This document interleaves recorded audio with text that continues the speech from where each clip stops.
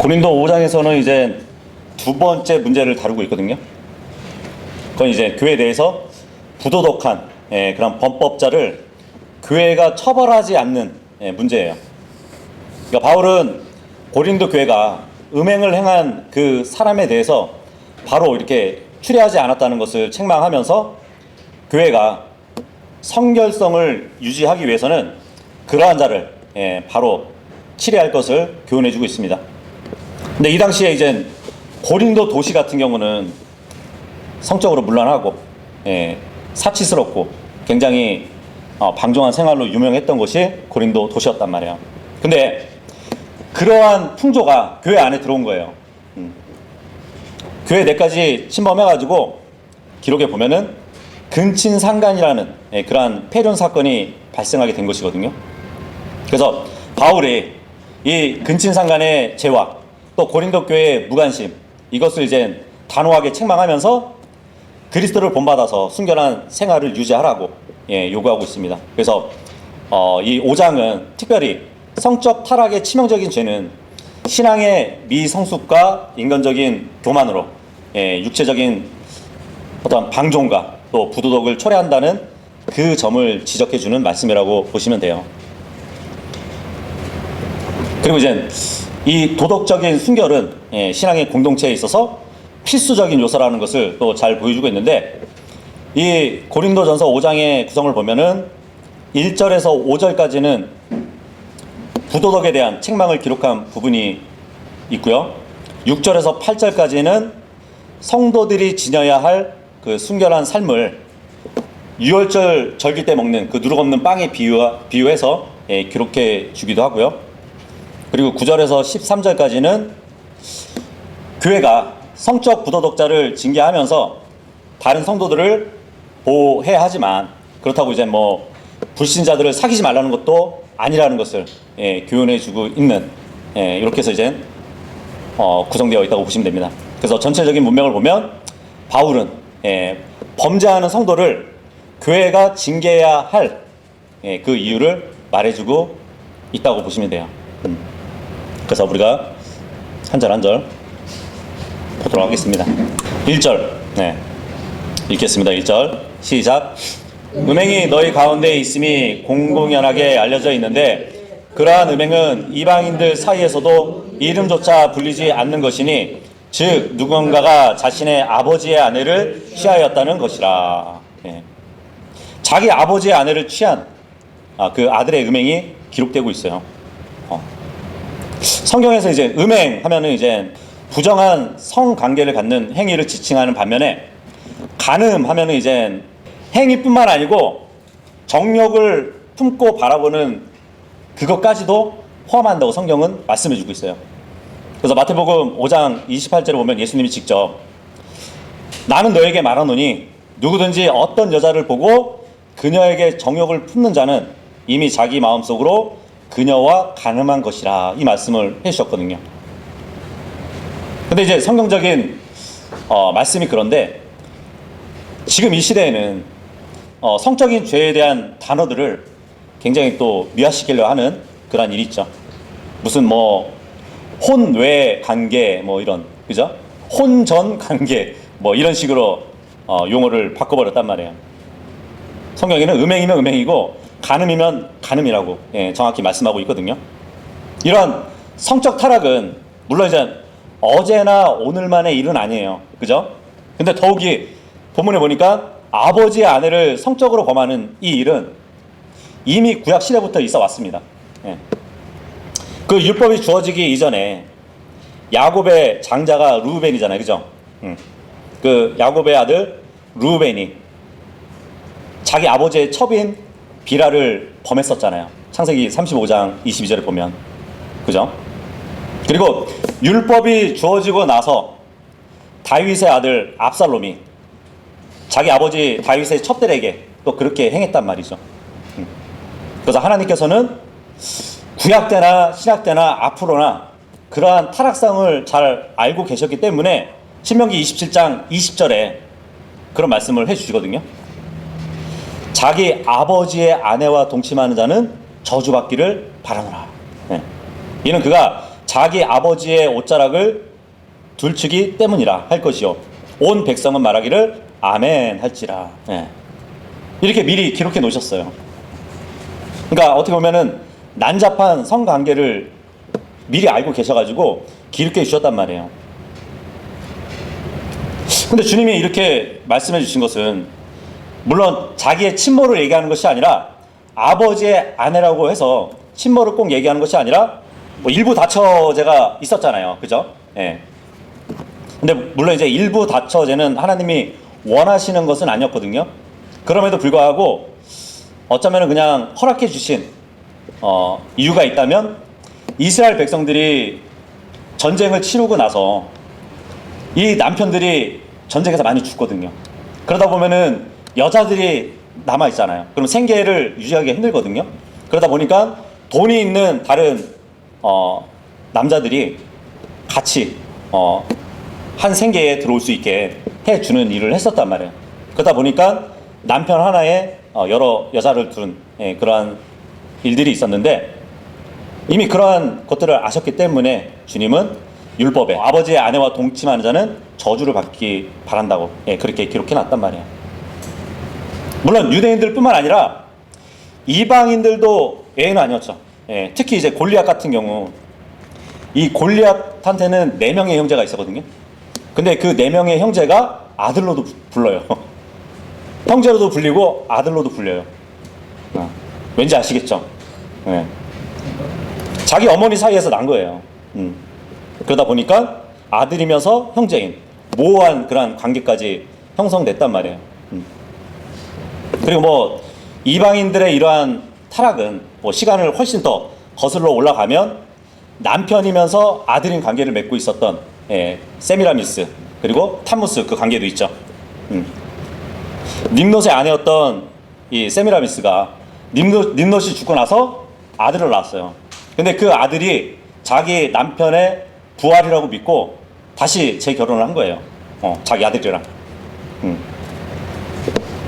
그리고 뭐 이시스와 사이러스 그런 관계 거기서도 발견할 수 있는데 이렇게 시대와 무관하게 유대인이나 이방인을 가리지 않고 누구나 자기 아버지의 아내와 성적 타락의 죄에서 자유로울 수가 없었다는 것이에요.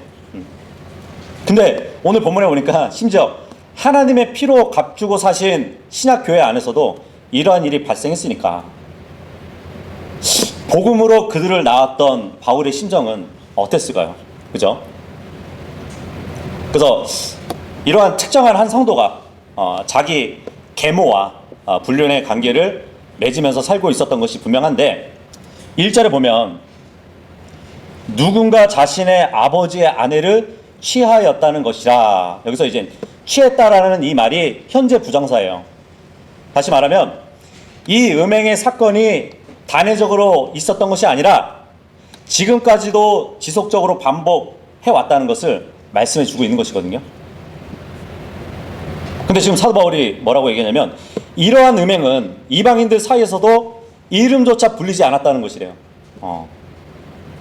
물론 이러한 행위는 있어 왔겠지만 이방인들 사이에서도 감히 말로 이렇게 표현하지 않는 그러한 짓을 했다고 하는 거예요. 근데 이 당시에 이집트를 제외하고요, 로마 제국의 전 영토에서 친남매와 결혼하는 것, 이것도 부도덕한 것으로 간주했었어요. 그뿐만 아니고 근친상간이 이루어지잖아요. 그러면은 아무리 타락한 로마라고 해도 전체적인 비난거리였어요. 그래서 만약에 누군가가 근친상간의 죄를 짓게 되면 로마법으로 섬으로 유배시켜 버렸어요. 지금 본문에는 친모를 다루는 것이 아니고 계모를 다루고 있는 것이지만 친모와 성관계를 갖는 것과 동일하게 취급됐다고 보시면 됩니다. 그래서 지금 1절 본문은 징계가 요구되는 그 사항을 말해주고 있는 것이에요. 뭐 교회에서 징계라고 해서 뭐 경찰관이 죄인을 체포하는 것처럼 설명되기보다는 아버지가 그의 아들을 징계하는 것과 매우 비슷해요. 그러니까 최우선의 동기는 돕기 위한 것이어야 됩니다. 그 사람이 회개할 수 있기를 바라면서 그리스도인의 사랑을 보여주는 것이에요. 이러한 공개적인 죄가 드러나면 죄 짓고 살도록 버려두는 것은 그거는 하나의 방관죄가 될 수 있습니다. 예. 하지만 그가 회개할 수 있는 기회를 주고 만약에 회개하지 않으면 교회에서 쫓아낼 수밖에 없는 것이에요. 주님도 계시록 2장 21절에 보면 음행을 하고 음행으로 이끌었던 여대언자 이세벨에 대해서 뭐라고 말씀하시냐면 내가 그녀에게 그녀의 음행을 회개할 기간을 주었노라 그러거든요. 회개할 기간을 주었대요. 그런데 그녀는 회개하지 아니하였도다 그럽니다. 결국은 회개하지 않은 그 이세벨을 침상에 던져버렸다고 말씀해주고 있거든요. 마찬가지로 교회에서도 공공연하게 죄가 공개된 상태가 되었다면 회개할 시간을 주고 회개하지 않으면 징계를 해서 결국은 교회에서 내보내는 것이 성경적이라는 것이에요. 근데 공개적으로 드러난 이 음행에 대한 고린도 교회의 태도는 어땠을까요? 2절 읽겠습니다. 시작. 그런데 너희가 우쭐해져서 오히려 애곡하지도 아니하였으니 이런 행동을 한 자가 너희 가운데서 출애되도록 하지 아니하는도다. 아버지의 아내를 취한 음행이 하나님의 피로 사신 신약시대 이 지역교회 안에서 벌어졌다는 것은 정말 입에 담기도 민망할 정도로 수치스러운 일이잖아요. 그죠? 고린도 교회 안에서는 다툼이 있었다는 그 사실도 이미 알려졌는데 거기에다가 지금 수치스러운 이러한 죄일마저도 공개적으로 알려졌으니까 바울에게 있어서는 참으로 기가 막힌 노릇이었을 것이에요. 그런데도 불구하고 함께 있는 그 교회의 성도들이 오히려 자랑하면서 교만할 뿐이래요. 나는 저 형제 같지 않다고 자랑하는 것이에요. 어떻게 저런 죄를 질 수 있지? 자신의 의를 막 드러내면서 거기다가 또 그 죄를 지은 형제에 대해서 쉬쉬하고 방관하기만 했다는 것이에요. 우쭐해져가지고 오히려 애곡하지도 않았대요. 심각하게 생각하지도 않았다는 얘기예요. 이렇게 사악한 일이 그들에게 발생했는데도 불구하고 수치스러워서 고개를 들지 못해야 하는데 오히려 교회는 그냥 자아도취에 빠져가지고 자신들의 영적 상태만 자랑했다는 것이에요. 이것은 그들이 교회 내에서 일어난 이 악한 행실 때문에 우쭐하거나 자랑스러워했다는 얘기는 아니에요. 이러한 악한 행실을 저질렀음에도 불구하고 영적인 교만으로 가득 차 있었다는 얘기예요. 그 교회가. 나는 저런 형제와 같지 않은 성도라고 막 우쭐대면서 그 부도덕한 형제는 교회에서 쫓아내지 않았다는 그 말씀을 해주고 있단 말이죠. 그래서 죄에 대한 이 성도들의 관용적인 자세는 이 범법자하고 교회 내 다른 성도들에게 상처를 줄 뿐이에요. 그렇지 않나요? 그래서 고린도 성도들은 오직 육신적인 일들, 그러니까 영적인 그런 우월감, 그리고 우리는 더 낫다는 그런 분파를 형성했던 그런 데만 관심을 가졌다는 얘기예요. 근데 이런 모습이 예수님 당시의 유대인들에게도 나타나거든요. 예수님 당시의 유대인들도 우리는 아브라함의 자손이라고 막 자랑을 하잖아요. 우리는 모세 율법을 지키는 자들이라고 자랑을 하잖아요. 그럼에도 불구하고 우상 숭배와 또 음행으로 타락했던 것과 매우 유사하다고 볼 수 있단 말이죠. 이스라엘의 율법으로 보면은 이 극심한 죄를 지은 사람에게 대해서는 돌로 쳐 죽였어야 돼요. 그리고 자신들의 그 공동체의 악을 제거하고 그것을 보고 들은 모든 이스라엘 백성들은 주님을 두려워하면서 다시 그러한 반복된 죄를 짓지 않도록 하기 위해서 그러한 일을 하라고 말씀을 하셨었거든요. 근데 그러한 맥락에서 지금 바울이 지역 교회의 성도들 가운데서 음행을 저지른 그 사람을 쫓아내라고 강하게 질책하고 있는 것이에요. 3절을 읽어보겠습니다. 3절 시작. 이는 진실로 내가 몸 안에서는 떨어져 있으나 영 안에서는 같이 있기에 마치 내가 같이 있는 것처럼 이런 행동을 한 그와 같이 한 자에 관하여 이미 판단하였기 때문이라. 예. 직접 보지도 않았지만 고린도 교회와 떨어져 있었지만 이 사도 바울은 영 안에서는 함께 하기 때문에 그 자가 어떠한 일을 했는지 내가 판단했다고 얘기를 하고 있습니다. 요즘은 뭐 떨어져 있어도 그죠? 예. 스마트폰이 있으니까 바로 그냥 뭐 화상통화도 할 수 있는 건데 예전엔 그런 게 없었으니까. 바울은 자신이 세운 지역교회에 대해서 애정이 남달랐다고 볼 수 있어요. 물론 이제 육신으로는 함께하지 못할 처지에 있었지만 기도를 통해서 늘 영으로나 문안 인사로 그들과 함께 했다는 것을 알 수 있습니다. 마치 골로새서에 있는 교회들한테 편지할 때도 그런 말을 했었잖아요. 비록 내가 육체 안에서는 떨어져 있으나 그럼에도 영 안에서는 내가 너희와 함께 있어 너희의 질서와 그리스도에 대한 너희의 믿음의 확고함을 즐거워하며 바라보고 있기 때문이라. 네. 육신으로 떨어져 있지만 그 교회를 생각할 때 또 그 교회를 위해서 기도하고 있을 때 그들이 기뻐할 때 자신도 기뻐했다는 말을 해주고 있어요. 데살로니가전서 2장 17절에도 그러나 형제들아 우리는 너희가 있는 자리에서 잠시 동안 옮겨져 있으나 육신으로 떨어져 있다는 얘기잖아요. 마음속에는 아니었으니 너희의 얼굴을 보려는 크나큰 갈망으로 더욱 넘치게 노력했느라. 예. 보통 우리는 몸이 떨어져 있으면 마음도 멀어진다고 얘기하잖아요. 그죠? 근데 바울은 교회에 대해서는 몸이 떨어져 있어도 마음과 나의 영은 함께 했다고 말씀해주고 있습니다. 그러니까 멀리 떨어져 있는 교회와 영으로 그리고 마음으로 함께 있다는 것을 바울이 얘기해 주는데 고린도 교회의 이 심각성을 생각할 때 바울이 영으로 그들과 함께 하면서 문제를 해결하기를 간절히 바란다는 그 심정이 강하게 암시되어 있다는 것을 또 볼 수 있습니다.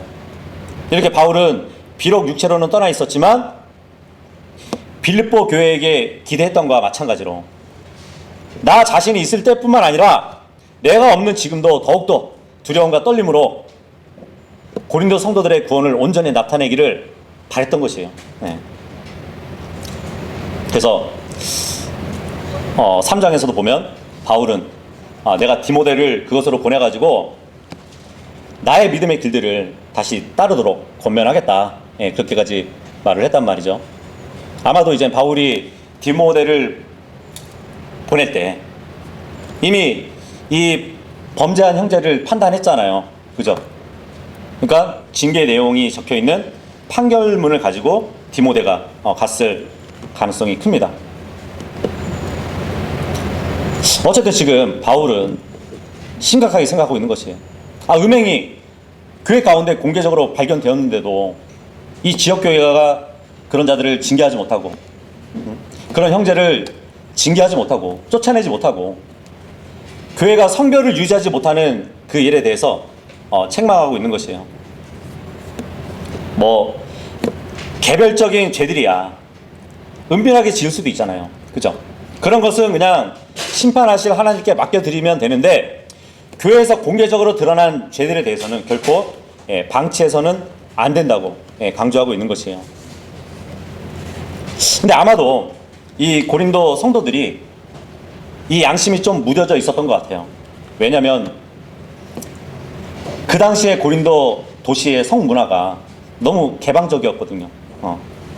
그래서 그 성문화에 이미 젖어 있었기 때문에 양심이 무뎌져 있었던 것이에요. 그 고린도 도시에 보면은 아프로디데 그 여신의 숭배 행위를 했었거든요.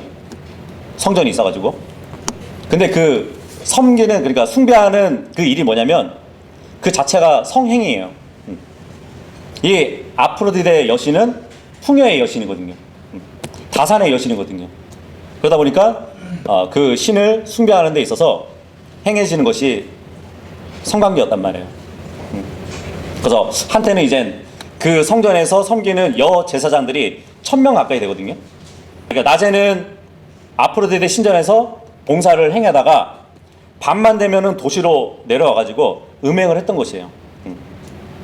그래서 고린도 도시의 부도덕성이 널리 알려져 있었기 때문에 이 헬라어에 보면은 고린도 사람과 같다라는 헬라어가 있거든요. 그것을 어떻게 쓰냐면 성적 부도덕을 해간다 이 말로 바꿔서 쓰여요. 그 정도로 성 문화가 그렇게 정착되어 있던 도시였단 말이에요.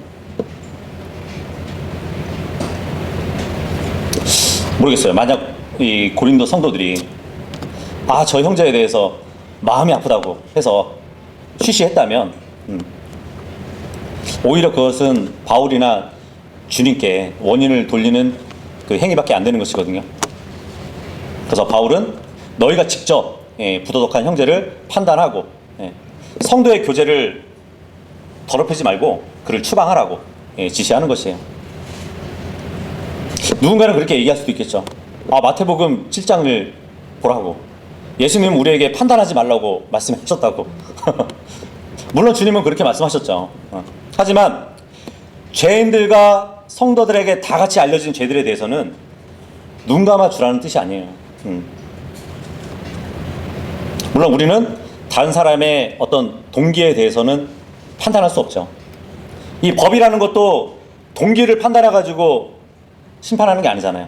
법이라는 것은 결과를 보고 그죠? 집행하는 거잖아요. 근데 사실 마태복음 7장 같은 경우는 그 동기에 대해서 판단하지 말라는 말씀이에요. 자, 그러면은 이 성경적인 징계의 목적 그리고 방법이 무엇인지 5절부터 보도록 하겠습니다. 5절에서 7절까지 읽겠습니다. 시작. 그러한 이를 육신의 멸망을 위해 사탄에게 넘겨주는 것은 그 영이 주 예수의 날에 구원받게 하려 함이라. 너희의 자랑함이 좋지 않도다. 너희는 적은 누룩이 온 덩어리를 부풀게 하는 것을 모르느냐. 그러므로 오래된 누룩을 제하여 버릴지니 너희가 누룩이 들어있지 않은 자들로서 하나의 새 덩어리가 되게 하려는 것이라. 이는 바로 우리의 유월절 어린 양 되신 그리스도께서 우리를 위하여 희생하셨기 때문이라.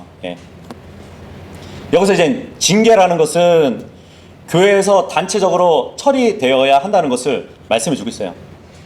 이 온 교회의 문제이기 때문에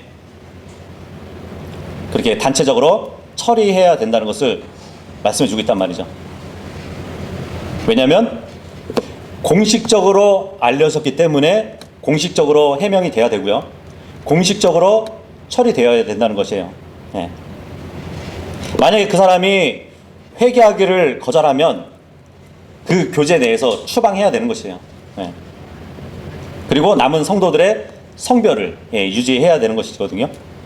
그래서 공개적으로 드러난 이 악행을 일삼는 이 형제는 지역교회에서 출애시키는 것은 교회가 거룩하게 남아있도록 하기 위해서라는 것이에요. 여기 근데 5절에 보면 그러한 그러니까 아버지의 아내를 취하였던 그 형제를 얘기하잖아요. 구원받았지만 교회 내에서 악행을 저지른 거듭난 성도를 말한단 말이에요. 근데 지금 그를 사탄에게 넘겨준대요. 무슨 말일까요? 사탄에게 넘겨준다는 말을 뭐 지옥으로 보낸다는 뜻은 아니에요.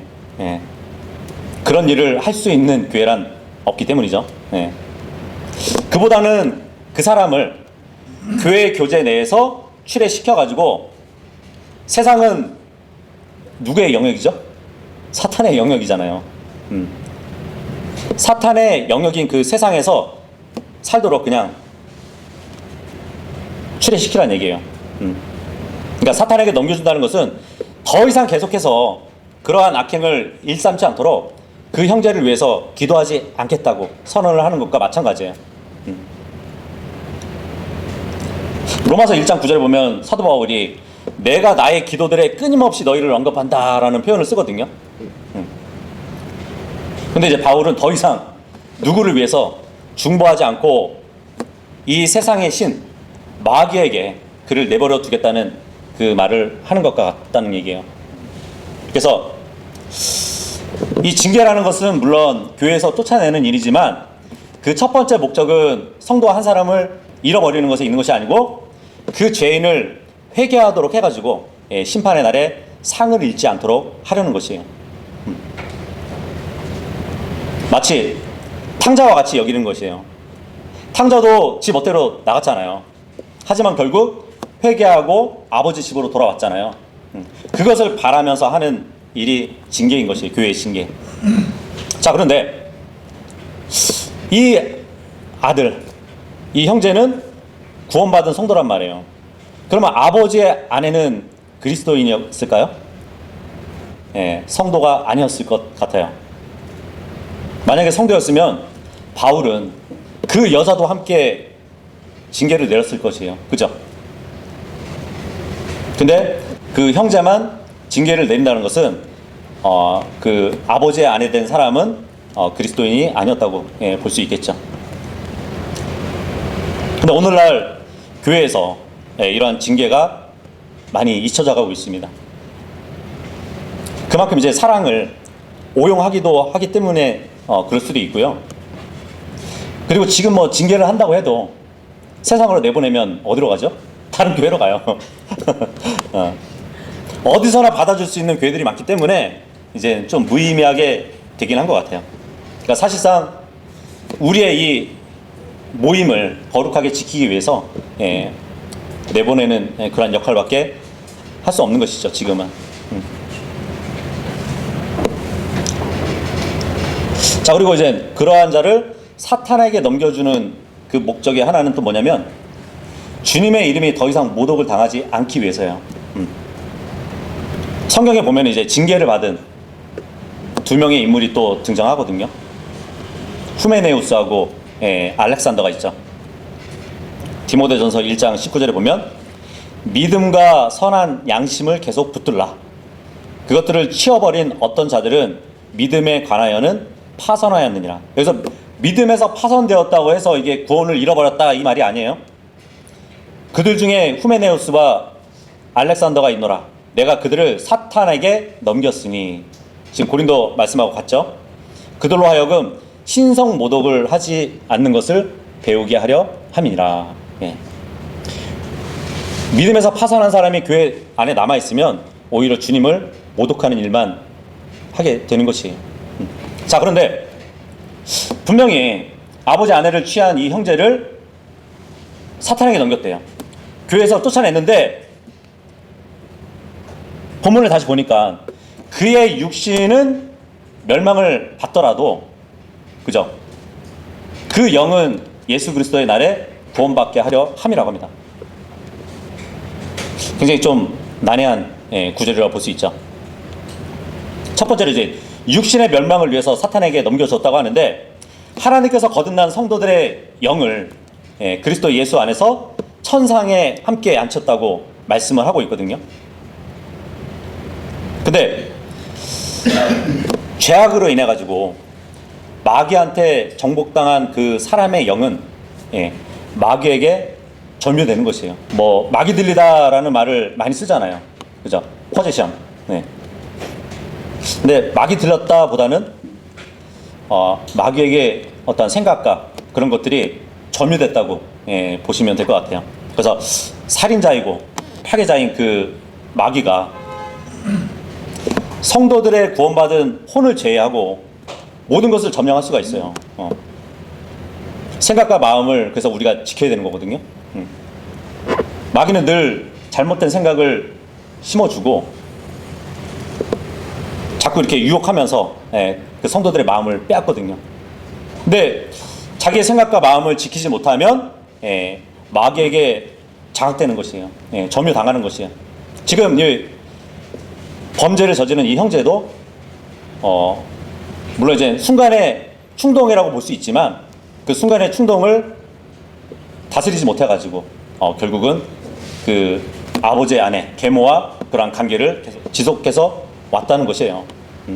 그래서 쫓아내면 그만큼 사탄에게 점유당한 이 형제는 어떻게 보면 회개 기간이 길어지면 길어질수록 육신의 멸망은 더해질 것이에요. 물론 이제 공개적으로 이렇게 드러난 죄에 대해서 죄를 지은 그 형제를 징계를 하지만 그 징계를 당한 성도는 비록 징계가 당시에는 슬픈 것일 수도 있죠. 하지만 하나님의 뜻대로 하는 슬픔을 갖고 통회하고 또 회개하고 다시 하나님께 온전히 나올 수 있으면 그는 또 받아줄 수 있는 거거든요, 교회에서는. 그래서 일단은 지역 교회에서는 개인적인 감정에 따라서 꼭 죄를 지었다고 해서 그 성도를 교회에서 내쫓아서도 안 되고, 반드시 회복을 전제로 해서 나갔던 성도도 결정해서 이렇게 드려야 되는 것이에요.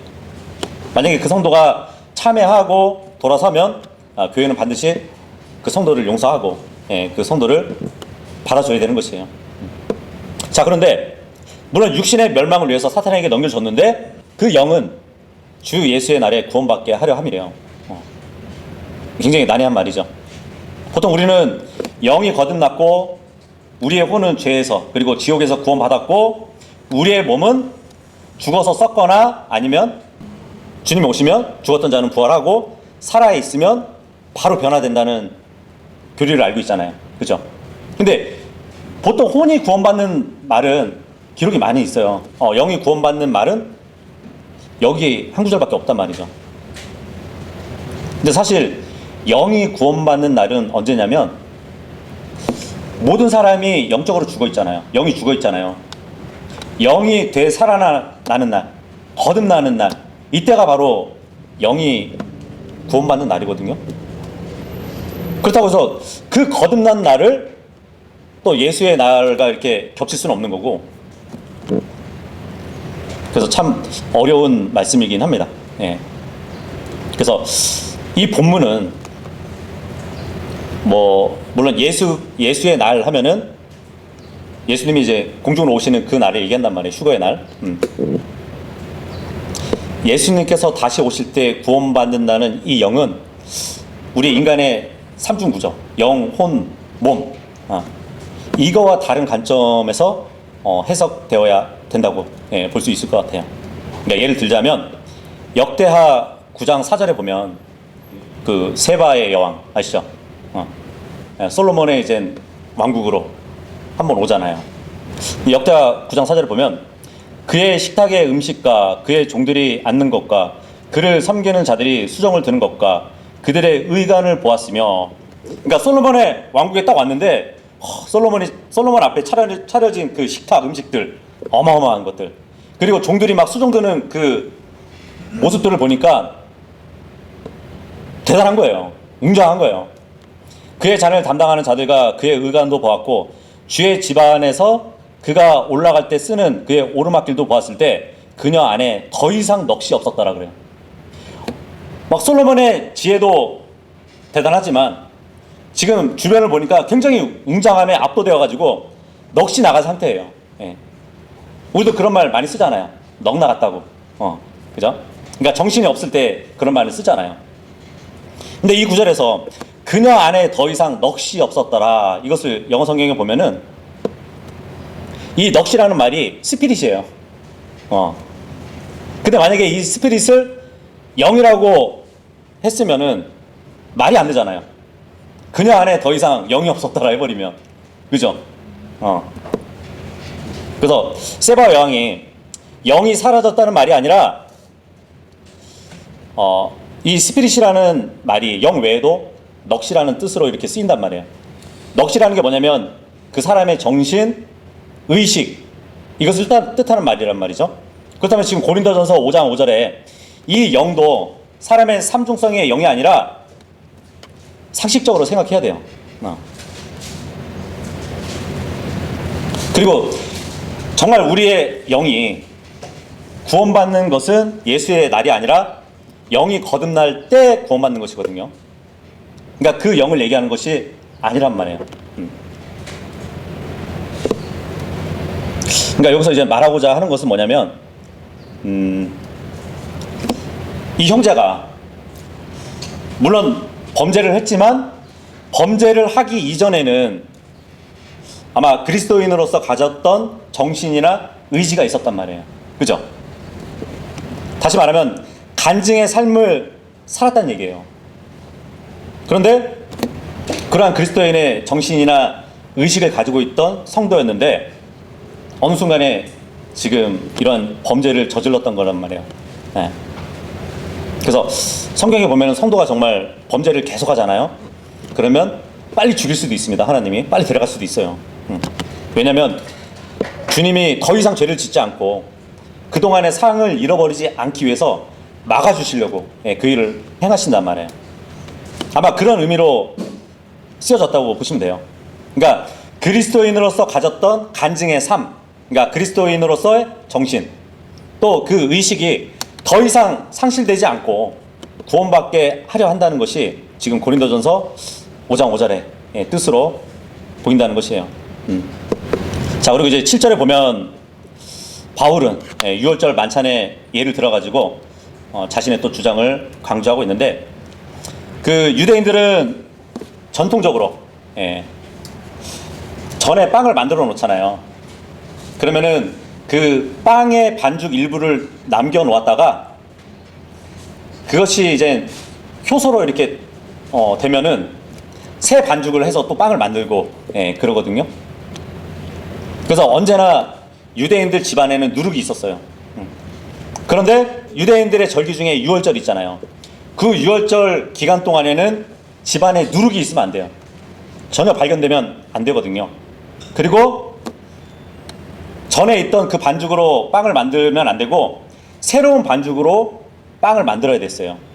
그러니까 누룩이 없는 빵을 만들어야 됐단 말이에요. 근데 지금 이 교회가 누룩이 없는 새 빵과 같은 모임이 돼야 된다고 말을 해주고 있는데, 이 누룩이라는 것은 조그만 걸 넣어도 부풀려지잖아요. 시간에 따라서. 그래서 지금 여기 사도 바울이 얘기하는 것은 누룩이 부풀려지는 그 현상을 죄와 타락이 크게 퍼지는 상징으로 이렇게 비유를 하거든요. 유대인들은 유월절을 앞두고 집을 막 구석구석 막 살펴가지고 모든 누룩을 제거했었어요. 근데 그리스도인도 마찬가지로 교회 안에 작은 누룩이 있지 않도록, 그 작은 누룩이 부풀려져가지고 교회의 큰 문제로 부풀려지지 않도록 빨리 제거하라는 그 말을 해주고 있단 말이죠. 물론 이제 여기서 묵은 누룩 했을 때는 구원받기 전에 성도들이 행해왔던 그런 죄의 요소들이라고 볼 수도 있지만, 지금 문맥상 적은 누룩이, 그러니까 죄가 교회에 들어왔을 때 그것을 빨리 처리하지 않으면 더 크게 부풀려져가지고 나중에 걷잡을 수 없게 돼버릴 수 있으니까 그것을 빨리 제거하라는 얘기를 해주고 있는 것이에요. 이 모임은 거룩해야 되는 것이에요. 성결해야 되는 것이기 때문에, 물론 각자가 생활하면서 죄를 안 지을 수는 없잖아요. 그죠? 하지만 드러난 죄에 있어서는 누룩을 치는 것이에요. 어떤 성도에게 큰 드러난 죄가 발견된다면 그것은 하나의 누룩이 되기 때문에 그것을 성도들이 어떻게 조치를 취해야 된다는 것을 말씀해주고 있다는 것이에요. 교회에서 징계할 때는 여러 가지가 있을 수 있어요. 뭐 마태복음 18장 15절에서 17절까지 보면 이 상대방의 이제 선을 넘어가지고 범죄하는 사람들이 있거든요. 물론 이것은 1차적으로 쌍방에 관해서 해결할 수 있는 문제예요. 근데 만약에 해결이 되지 않으면 자잘못을 교회에서 따져줘가지고 또 징계할 수 있는 부분이고요. 그리고 고린도전서 5장 9절에서 11절 보면 이미 죄인이라고 평판이 난 사람이 있는데 완전히 뭐 안하무인격적으로 서스럼 없이 막 죄를 짓는 그런 사람들이 있다면 징계를 해야 되고요. 디모데전서 1장 18절에서 20절 보시면 막 교회에서 거짓 교리를 막 주장하는 사람들이 있어요. 처음에는 그 사람을 온유한 마음으로 바로 잡아주다가 만약에 그 사람이 굽히지 않고 자꾸 그것을 내포하면 징계할 수 있다는 사실이 있고요. 그리고 디도서 3장 10절에서 11절 보면 막 여기저기 막 이간질을 해가지고 분열을 조장하는 사람이 있어요. 그런 사람도 징계에 들어갈 수 있고, 데살로니가 후서 3장 6절에서 12절까지 보시면 자기 생계를 위해서 일하지 않고, 그러니까 일하기를 거부해요. 거부하면서 교회에서 막 질서 없이 행하는 그 사람에 대해서도 징계할 수 있습니다. 물론 이제 갑작스럽게 죄에 빠진 사람들에 대해서는 우리는 사랑을 가지고 회복시키도록 노력해야 할 것이에요. 9절에서 13절까지 읽겠습니다. 시작. 내가 너에게 한 선실에서 음행하는 자들과 사귀지 말라고 기록하였노라. 그럼에도 이 세상에 음행하는 자들과 함께하거나 탐욕스러운 자들이나 착취하는 자들과 함께하거나 우상 숭배자들과 함께하는 것을 전적으로 금하는 것은 아니니라. 이는 그렇게 되면 너희가 반드시 세상 밖으로 나아가야만 하기 때문이라. 그러나 이제 내가 너희에게 기록하였으니 만일 형제라 불리는 어떤 사람이 음행하는 자이거나 탐욕스러운 자이거나 우상 숭배자이거나 욕설하는 자이거나 술주정뱅이거나 착취하는 자라면 사귀지 말고 그러한 자와는 함께 먹지도 말라는 것이라. 그런즉 외부에 있는 자들까지 판단하는 일이 나와 무슨 상관이 있느냐? 너희가 내부에 있는 자들을 판단하지 아니하느냐? 그러나 외부에 있는 자들은 하나님께서 판단하시느니라. 그러므로 너희들 가운데서 그 사악한 인물을 내쫓으라. 예. 그러니까 이 징계 문제는 교회 안에서 있다는 것이죠. 아무리 음행하는 자들이 세상 밖에 있다고 해서 우리가 세상 밖에 있는 사람을 징계할 수는 없잖아요. 그죠? 교회 안에서만 할 수 있는 것이에요. 왜냐하면 교회는 성결하기 때문에. 9절에 보니까 내가 너에게 한 서신에서 음행하는 자들과 사귀지 말라고 기록하였노라 그러잖아요. 근데 이 말씀이 어느 서신에도 있지 않아요. 그러니까 사도 바울은 각 교회에 여러 편지들을 썼을 것이에요. 근데 지금 우리가 가지고 있는 것은 사도 바울이 쓴 서신은 13개잖아요. 그죠? 그 13개의 편지만 성경에 기록되어 있는 것이에요. 나머지 편지들도 많이 있었겠지만 성경에 등재되어 있지 않고 소실되거나 그렇게 됐을 것입니다. 9절에 기록된 내가 너에게 한 서신을 썼던 것, 이것은 이제 성경에 올라와 있지 않은 편지라 볼 수 있겠죠. 만일 형제라 불리는 어떤 사람이 있는데 이런 사람 저런 사람 막 이렇게 지금 죄를 또 나열하고 있죠. 그죠? 그럼 그런 죄를 저지르고 있는 형제라고 봐야 될까요? 여기서 만일 형제라고 불리는 어떤 사람 이렇게 얘기하면 저도 이전에는 형제일 수도 있고 아닐 수도 있다고 이렇게 생각을 했었는데 그냥 말 그대로 형제는 아니에요. 형제는 아니고 형제라 불리는 그냥 어떤 사람일 뿐이에요. 왜냐면 지금 본문에 기록된 이 죄들 있잖아요. 우상숭배, 술주정뱅이, 여러 가지 죄를 나열하고 있잖아요. 영어로 보면은 보통 이제 명사나 동사 뒤에 이 알이라는 철자가 딱 붙여져 있으면 그 일을 전문적으로 하는 사람 아니면 그 일의 주체가 되는 그러한 것을 나타내는 전미사거든요. 그러니까 무슨 말이냐면 구원받지 않은 죄인들의 고유한 삶이 이런 죄들이란 말이에요. 이런 것들을 행하는 자들이란 말이에요. 성도들은 지금 본문에 기록되어 있는 죄들을 지을 수는 있어요. 그러한 상태는 놓여 있을 수도 있지만 그 죄를 짓는 죄인의 신분은 아니거든요. 그렇게 이해하시면 됩니다. 어쨌든 오늘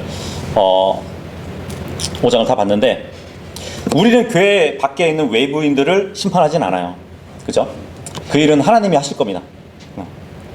그래서 지금 사도 바울은 그러므로 너희들 가운데서 그 사악한 인물을 내쫓으라 그러거든요. 교회 교제에서 추방해야 된다고 말을 해주고 있는 것이에요. 만약에 교회 안에 있는 그러한 자들이 처리되지 않으면 교회도 부정하게 될 뿐더러 도시 밖에도 알려져요. 그 교회에 대한 그 일이 규모가 클수록 더 이슈가 됩니다. 그죠? 보통 뉴스에 나오는 교회들 보면은 다 큰 교회들이잖아요. 그죠?